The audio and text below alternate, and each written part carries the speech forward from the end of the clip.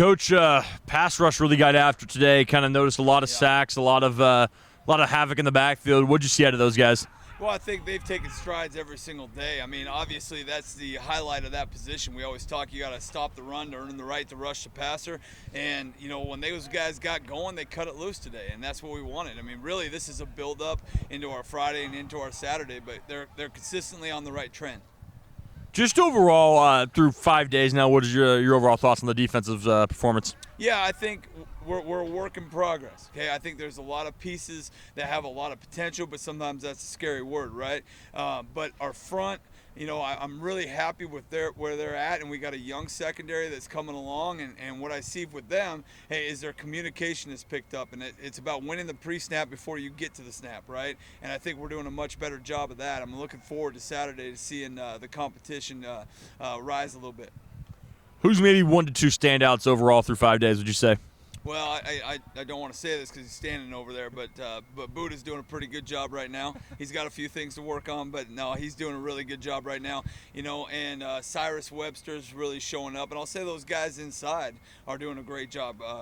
Gusta, Khalil, you got Ansel, and Bryson Lamb. Like all those guys are making it real easy to fit the run right now.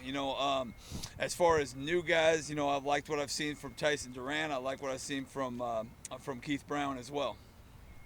It's kind of going to go a little unrelated to football, but we got a big sign over there welcoming David Riley to Washington State. I'm sure you guys crossed paths at Eastern. Yes. Just kind of your thoughts on him coming down here to be the new head basketball coach? Well, I couldn't be more excited. I mean, he did a phenomenal job, and, he came up the way that a lot of us did, where it wasn't just handed to him at a high level. He had to go through the GA process and slowly rise. And when you do that, you know every aspect of the program. So I'm fired up for him to get here. I'm fired up for the future.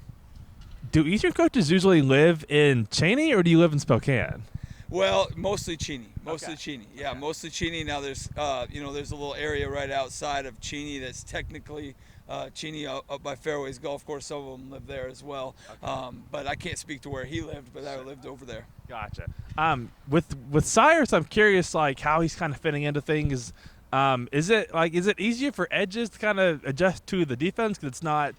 Is it as complicated, or how's it usually go for guys like that? Schematically, no, probably not as complicated, but from a technique standpoint, that's where it's at, right? Fundamentals and technique, and that really goes for all positions. But the closer you get to the ball, the action happens fast. And, how is he fitting in? To be honest with you, his maturity has really blown me away. We thought that when we recruited him, but I would think if you asked anybody on our defense or our team, he's one of the more mature players.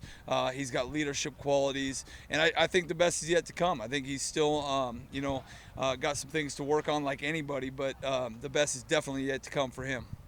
I was also curious about Keith, a guy that's been around for a few years by now. Is that working to his advantage, or how do you see that kind of playing into his game? Whether it works to his advantage or not, yes, he is a veteran, but the one thing is there's carryover.